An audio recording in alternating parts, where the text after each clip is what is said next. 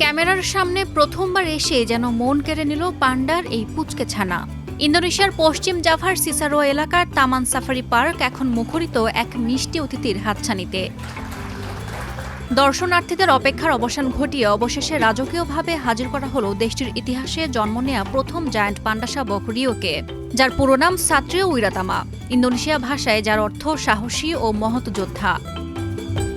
গত ৯ জুন দর্শনার্থীদের সামনে আসার দিন পার্কটিতে এক জমকালো স্বাগত অনুষ্ঠানের আয়োজন করা হয়। মায়ের সাথে এই পুচকে পান্ডা শাবকটির খুনসুটি আর হেলেদুলে হেঁটে বেড়ানোর দৃশ্য সশরীরে উপভোগ করতে উদগ্রীব ছিলেন দর্শনার্থীরা। তবে এই মিষ্টি শাবকটির জন্ম মোটেও সহজ কোনো জার্নি ছিল না বলে জানান সংশ্লিষ্টরা।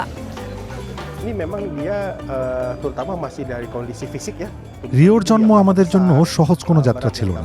সত্যি বলতে পান্ডাদের বংশবৃদ্ধি করা অত্যন্ত কঠিন কাজ। রিওকে পৃথিবীর আলো দেখাতে আমাদের অনেক গবেষণার মধ্য দিয়ে যেতে হয়েছে, যার সাথে বেশ কয়েকটি দেশ জড়িত ছিল। তাই বন্যপ্রাণী সংরক্ষণের দিক থেকে এটি আমাদের জন্য একটি বড় মাইলফলক। পাবলিক প্রদর্শনীতে আসা দর্শনার্থীদের বিশেষভাবে নজর কেড়েছে রিওর গায়ের লোমের অদ্ভুত সুন্দর গোলাপি আভা।